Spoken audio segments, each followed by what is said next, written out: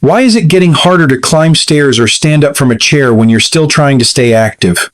After age 60, your body begins to lose muscle faster than you might expect. In fact, research shows that older adults can lose as much as 15% of their leg strength every decade. And yet, most people don't realize it's happening until the signs show up in their everyday life: slower movement, shakier steps, or a subtle fear of falling. But here's the truth that rarely gets talked about. This decline isn't inevitable. Weak legs and unsteady steps are not your fate. They're a signal, and signals can be answered. If you found yourself avoiding long walks, leaning heavier on railings, or hesitating before rising to your feet, you're not alone. But you're also not stuck. The right kind of exercise, no intense, not risky, but carefully chosen, can rebuild strength where it matters most. In this video, I'll share the 5 essential exercises that seniors truly need. These are movements designed with your body in mind, gentle on the joints, powerful for the legs, and rooted in years of experience working with people just like you. Because this stage of life isn't about chasing youth, it's about choosing strength one step at a time. Before we dive in, if you haven't subscribed yet, I recommend you hit that button and turn on the bell so you never miss another health tip made just for you. If you enjoy this video, type 1 in the comments. If not, type 0 to let me know how I can make better content for you. 1. Sit to stand chair squats. Rebuild the power to rise. One of the strongest predictors of independence as we age is something deceptively simple: the ability to rise from a chair without using our hands. It's a movement so routine, so ordinary, that most people don't even think about it until it becomes difficult. But after the age of 60, and especially moving into our 70s and beyond, this once effortless action can start to feel like a challenge. It's not about being lazy. It's not about a lack of motivation, it's about biology. As we grow older, a process called sarcopenia begins to take hold. This is the gradual and natural loss of muscle mass and strength that comes with aging. It doesn't happen all at once. It sneaks in quietly. You might feel a little more tired after walking upstairs, or you pause before getting up from the couch. And if we don't stay active in the right ways, that process accelerates faster than most people realize. The good news is, we can fight back, and we don't need a gym to do it. One of the best ways to start is through an exercise called the sit to stand. It's exactly what it sounds like: sitting down in a chair and standing back up again, slowly and with control. Simple, yes, but powerful. I remember a retired postman named Harold, 76 years old, who came into my clinic one crisp autumn morning. He had delivered mail for over 4 decades, walking miles a day through rain, snow, and heat. But now, something had changed. "I sat too long on the park bench the other day," he told me. "Not because I was tired, but because I didn't know if I could get up without help." He hadn't fallen, but he had hesitated, and that hesitation stuck with him. Harold wasn't looking to run marathons. He just wanted to keep doing the everyday things that made up his life: getting out of bed, stepping onto his porch, walking to the corner store.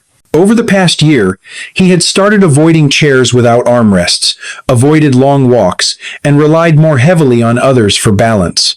It wasn't fear, he felt it was doubt. Doubt in his own legs.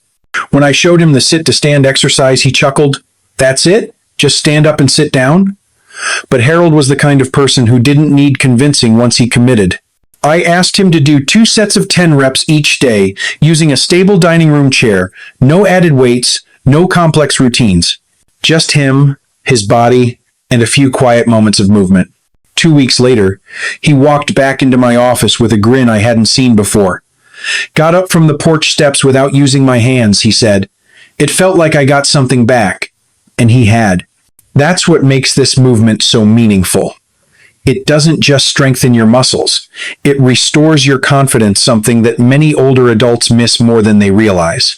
The sit-to-stand motion targets some of the most important muscles in the body for maintaining independence: the quadriceps, the gluteal muscles, and the core. These muscles aren't just about standing. They're your foundation for everyday life: getting up from the toilet, climbing out of a car, reaching for something on a high shelf, even steadying yourself when the ground feels uneven. They also support your posture, circulation, and overall stability, three things that play a key role in fall prevention. And let's not forget, falls remain the leading cause of injury-related hospitalizations for seniors in the United States. The beauty of this exercise is its accessibility. You don't need fancy shoes or machines. You don't need a trainer. All you need is a sturdy chair, a few feet of space, and the willingness to begin. Start slow. Maybe 5 reps in the morning, 5 in the evening. Rest when needed. But stay consistent. Over time, this simple routine becomes a quiet act of self-care. Vote each day for your own strength. Harold still does his daily sets. Every once in a while, he sends me a short note. Did 20 today. Garden bench, no hands. That makes me smile, no, because of the numbers, but because of what they represent. Strength, yes, but also pride, control, and the belief that even in our later years, our bodies still have something to give. So the next time you take a seat, don't see it as the end of a movement. See it as a chance to begin one. Every time you stand, you're not just getting up. You're pushing back against the decline. You're saying yes to your independence, to your dignity, and to the kind of life you still deserve to lead. And as we continue building strength, let's shift our attention downward. Because true stability doesn't end at the thighs. It reaches all the way to your ankles and feet, the foundation beneath every step. And strengthening them is one of the most powerful ways to prevent falls before they ever begin. Let's take a closer look at that next. 2. Heel and 2 raises. Keep your steps steady. Walking across the living room should feel natural, but for many older adults, it begins to feel more like crossing a tightrope. It's not that your flooring has changed, it's your footing.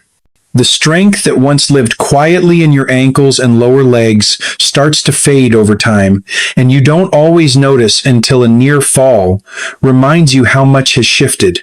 That sudden reach for a wall, the unexpected grab for a table edge, those moments are warnings your body is whispering. I remember one patient clearly. Her name was Dorothy Miller, 81 years old, a retired librarian with a sharp mind and a gentle way of speaking. She told me about a scare she had getting up to answer the door. My feet just didn't catch up, she said softly, like they forgot what to do. That single misstep didn't cause major harm, but it left a mark on her confidence. And that's often what happens. The body recovers, but the trust in your own balance doesn't come back as easily. What Dorothy was feeling had a name. A loss of proprioception. That's your body's sense of where it is in space, a kind of internal GPS. As we age, this ability slowly declines. Pair that with weaker ankle muscles and slower nerve signals, and the simple act of walking becomes a challenge. It's not just about strength, it's about stability. And when that's missing, every step becomes more cautious than it should be. That's why I showed Dorothy something simple. Heel and toe raises. She looked at me puzzled, as if to say, "That's it?" But this small movement holds real medical power. It activates key muscles, the calves, shins, and the smaller stabilizers around your ankles. Muscles that you use every time you turn, shift, or reach. These muscles are your first responders when your body starts to wobble, and they're often forgotten in exercise routines. Dorothy began doing them each morning while holding onto her bathroom sink. 10 reps lifting the heels, then 10 lifting the toes. That's all. But after a few weeks, she walked into my office with more presence. "My feet feel awake again," she said, smiling, "like they're on my side." What these movements really do is rebuild the line of communication between your brain and your lower body. They restore rhythm and reaction. They improve circulation, which is especially important for anyone managing diabetes or peripheral artery disease. And they're incredibly easy to do. While brushing your teeth, waiting on the kettle, or standing in the checkout line, you can fit them into your day without changing your routine. That's what makes them so powerful. No equipment, no stress, just you, your body, and a few moments of attention. The truth is, many older adults fear the fall even more than the injury. Because falling isn't just about the pain, it's about the fear of losing independence. But by strengthening the ankles and feet, we rebuild from the foundation upward. And that strength even if it starts small, adds up. Once Dorothy felt more stable, her mindset shifted. She no longer hesitated before walking across the kitchen. That tiny movement she practiced daily became the reason she moved more freely. And that's the goal. Not just to stay upright, but to feel in control again. Now that your feet are waking up beneath you, let's move a little higher. Because your core and hips are where rhythm and coordination come together. And the next movement isn't just about exercise, it's about bringing back a sense of flow to your steps, your breathing, even your confidence. Let's take a look at what marching in place can do not just for your body, but for the way you move through the day. 3. Marching in place rekindle your coordination. There's a quiet strength in the rhythm of lifting one foot, then the other, in steady motion. That rhythm we build in childhood, refine in adulthood, and lean on in older age. It carries more than movement. It carries memory, confidence, identity. But somewhere along the way, as we grow older, that rhythm can begin to fade. Not all at once, but gradually. The steps become smaller. The pace slows. Some days, the feet feel unsure of where they're going, and what was once second nature begins to feel unfamiliar. I remember working with a gentleman named Leonard Price. He was 79, a retired music teacher who once led marching bands through parades and high school fields. But now, walking from his front door to the mailbox felt uncertain. "I don't trust my timing anymore," he told me. "My feet don't move when I ask them to. They hesitate." He hadn't fallen, but he'd had enough moments stepping off a curb, turning too fast in the hallway to feel the change. For Leonard, the issue wasn't just physical, it was emotional. That loss of coordination felt like losing part of the man he'd always been: composed, sharp, rhythmically precise. We started small, marching in place just beside the kitchen counter, holding on gently, lifting one knee, then the other, slowly, steadily. From the outside, it looked almost too simple, but underneath, something important was happening. This movement activated Leonard's hips, core, spine, and even his shoulders. It gave his brain something clear to work with. Because as we age, our neurological systems can become a little sluggish, slower signals between the brain and body, less precise timing. Exercises like marching in place help wake those systems up. What makes this movement special is how many systems it touches. It builds coordination, it strengthens gait memory, and, perhaps most powerful of all, it stimulates the brain. Research has shown that repeated leg movement, even while stationary, boosts blood flow to areas of the brain linked to motor planning and recall. In other words, it helps keep both body and mind sharp. Leonard practiced twice a day, just 30 seconds, sometimes to the quiet hum of a jazz tune playing in the background. After a few weeks, something shifted. He told me, "I caught myself tapping my foot while waiting for the kettle. I haven't done that in years." And then, in the weeks that followed, he moved more freely, no longer shuffling, no longer hesitating at the stairs. There was a new energy in his movements. Not fast, but fluid, confident. That's what marching in place offers. It reconnects you with your own rhythm. And with that comes a sense of ownership over your steps, a renewed trust in your body's timing. The beauty is in how accessible it is. You can go at your own pace. You can sit if needed. You can do it while watching the news or listening to a favorite song. It's not about intensity, it's about consistency and connection. Now that your lower body is regaining its rhythm and strength, we're ready to shift focus, because balance and coordination start from the ground, but full independence also requires strength in the upper body. Being able to reach, lift, carry a grocery bag, or wrap your arms around someone you love, that matters just as much. Up next, I'll show you how one simple wall-based movement can help you rebuild that strength safely and effectively right from home. Let's take the next step together. 4. Wall push-ups. Rekindle upper body strength. When people think about aging, their minds often go straight to the legs, staying steady on the stairs, keeping balance while walking, or preventing falls. And for good reason. But what's often forgotten is how vital upper body strength becomes after 60.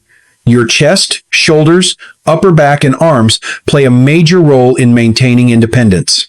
Whether it's pushing yourself out of a chair, carrying in groceries, opening a heavy door, or simply giving someone you love a hug, those muscles are working behind the scenes every day. And when they begin to weaken, even the most basic tasks can quietly become harder, more frustrating, and even emotionally discouraging. Upper body strength isn't just about being able to lift things, it's about how we move through the world and how we stay connected to the people and routines that matter most. Losing strength in that area doesn't just slow you down physically. It can take a toll on your confidence, your mood, and your ability to live life on your own terms. As we age, our bodies naturally begin to lose muscle mass, a condition known as sarcopenia. It often begins in our 60s and, without consistent resistance movement, accelerates more quickly than we expect. And while lower body weakness tends to show up first in the form of balance issues or difficulty climbing stairs, upper body weakness can be just as limiting and in many cases more emotionally impactful. Because it doesn't just affect movement, it affects identity. When you suddenly struggle to open a jar, push open the front door, or carry a bag of groceries from the car, it's not just your muscles that feel the strain, it's your sense of independence. That's why gentle, accessible exercises like wall push-ups are so powerful. They allow you to begin rebuilding strength without overwhelming the body or risking injury. And they're especially well suited for older adults who may be dealing with arthritis, shoulder stiffness, or reduced joint flexibility.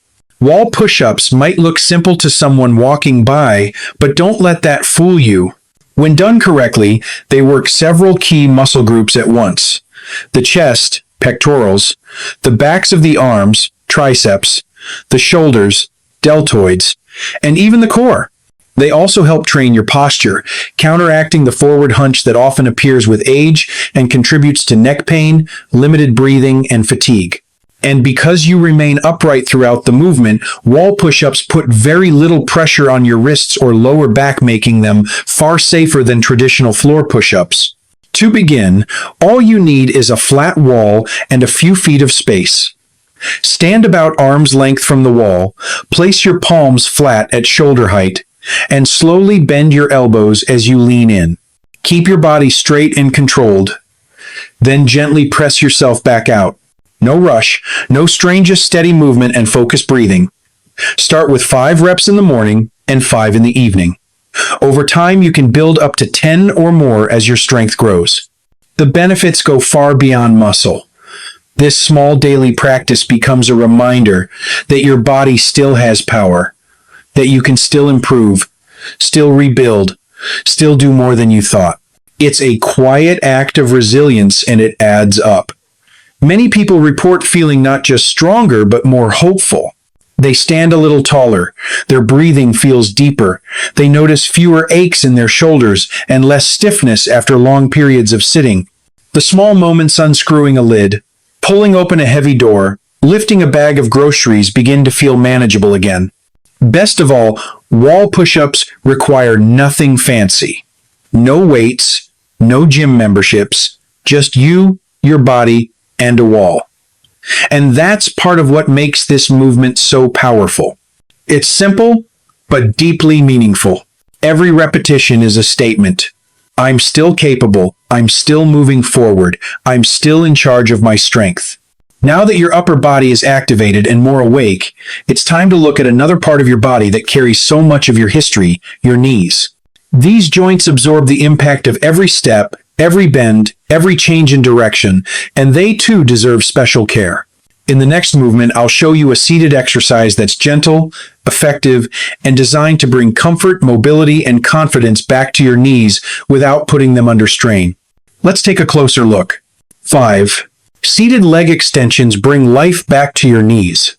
For many older adults, knee discomfort becomes a quiet burden that doesn't always demand a doctor's visit, but still changes how you move through life. It might not stop you outright, but it shapes your decisions in small, subtle ways. Maybe you avoid stairs. Maybe you skip your morning walk. Maybe you start parking a little closer to the door. Over time, these choices add up, and suddenly, moving less starts to feel normal. But here's what we often forget. Stopping movement doesn't stop the pain, it increases it. Because when the muscles that support the knees begin to weaken, the knees are forced to work harder. That's when discomfort turns into limitation. I think of Margaret Dawson, 84, a retired librarian who once had a daily ritual of walking through her neighborhood park. When she came to see me, she hadn't been farther than her front steps in over 2 months. Even standing at the sink is exhausting, she said. My knees just don't want to help me anymore. What Margaret was experiencing is something I see often: mild arthritis combined with age-related muscle loss in the quadriceps. And while that may sound discouraging, the good news is it can be addressed with the right approach. You don't need machines. You don't need a physical therapist in the room. What you need is consistency and the right movement. That's where seated leg extensions come in. This simple exercise helps strengthen the quadriceps, the key muscle group that protects and stabilizes the knees. And it does so gently, without placing additional strain on already sensitive joints. Margaret was unsure at first. You want me to just sit and kick my legs out? She asked with a smile. Does that even count as exercise? But she gave it a try. We started with 8 repetitions per leg, holding each extension for 3 seconds, just once a day, while watching the evening news. 2 weeks later, she returned with more than progress. She returned with pride. It's like my knees are listening again, she said. They're finally working with me, not against me. That's the beauty of targeted movement. Seated leg extensions don't just ease pain, they restore control. They remind you that your legs can still carry you if you give them the tools to rebuild. Physically, this exercise helps in several ways. It improves circulation in the lower limbs, which can reduce swelling and stiffness. It also re-engages the neuromuscular connection, reminding your brain how to activate those important support muscles. And because the movement is done sitting down, it's a perfect fit for anyone with balance concerns, arthritis, or limited stamina. But perhaps the most profound effect is emotional. When your knees start to feel stronger, you start to feel more like yourself again. You regain the ability to move freely, to say yes to an invitation, to walk to the corner store without second-guessing every step. Margaret gradually extended her routine, first walking to the mailbox, then to her neighbor's driveway. After 2 months, she made it back to the park. She called me that afternoon sitting on her favorite bench. I didn't think I'd ever see this place again, she said, her voice full of quiet joy. And it wasn't just the view that made it meaningful. It was the return to something familiar, a rhythm, a version of herself she feared she'd lost. This is what smart movement offers, not just strength, but a return to connection. When we make the right choices with our bodies, we're not just preserving joints. We're preserving freedom, dignity, and the small joys that shape our lives. And now that we've laid this full foundation, rebuilding your balance, your posture, your legs, your arms, and your knees, it's time to talk about something just as essential: what to avoid. Because not every movement supports aging joints. Some can do quiet harm over time, robbing you of the very mobility you're working to protect. 6. Which exercises should you actually avoid after 60? After the age of 60, how you move matters more than ever. Staying active remains one of the most important things you can do to preserve your health, mobility, and independence. But just as vital is how you move. Movement should be intentional, thoughtful, adapted to the changes your body naturally goes through with age.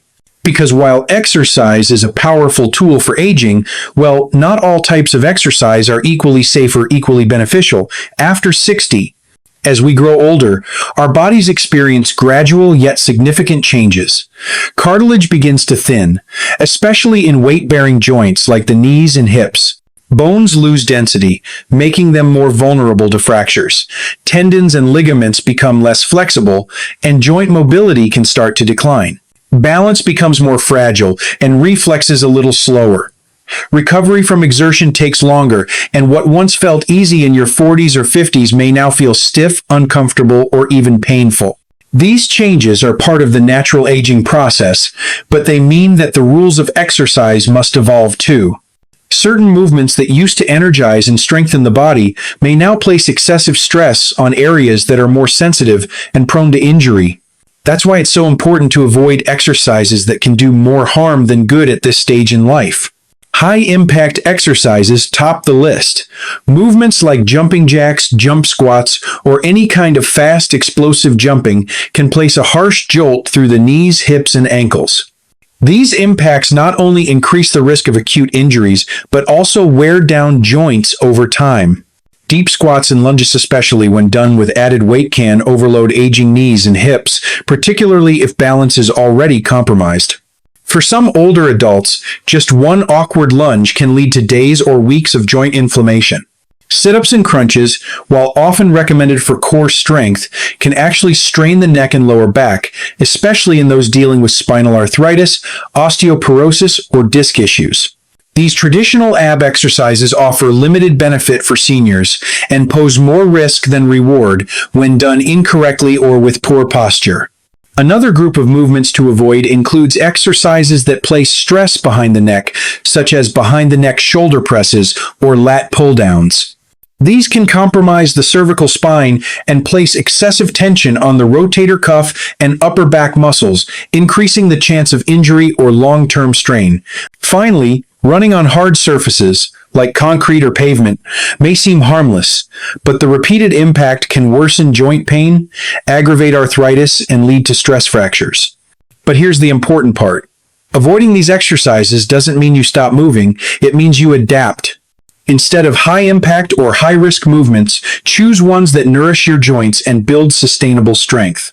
Low-impact exercises such as walking on softer surfaces, swimming, cycling, tai chi, yoga, and light strength training with resistance bands or light weights are excellent alternatives. These kinds of movements help improve circulation, support posture, maintain coordination, and protect the joints without pushing them past their limit. Exercise after 60 should feel supportive, not punishing. It should leave you feeling more energized, more mobile, and more connected to your body. The goal isn't to chase performance, it's to build longevity. To help your body last longer, move more freely, and stay strong through the years ahead. Listening to your body is not a sign of slowing down. It's a sign of growing wise. And making adjustments doesn't mean giving up on strength. It means honoring it. When you understand what to avoid and why, you give yourself the freedom to move forward confidently and safely. Now, with your balance rebuilt, your strength reawakened, and your habits refined, it's time to reflect on something deeper, what it really means to age strong. Because this chapter of life isn't about doing more for the sake of it. It's about choosing what matters, moving with care, and living fully every single day. This isn't the end of the road. It's the start of something stronger. If you've made it this far, it means there's still a part of you that's reaching for steadier steps, for a little more energy, for the kind of freedom that makes life feel full again, and that matters. These 5 exercise set to stand, heel and toe raises, marching in place, wall push-ups, and seated leg extensions may look simple on the outside, but they're deeply powerful. They're chosen because they meet you where you are and help you build what time may have chipped away: strength, balance, and confidence. I've watched seniors who felt they'd lost too much start to feel their legs come back under them, their shoulders square again, their energy begin to rise. Not because they trained like athletes, but because they moved with purpose just a little each day. That's all it takes. You don't need equipment. You don't need a perfect routine.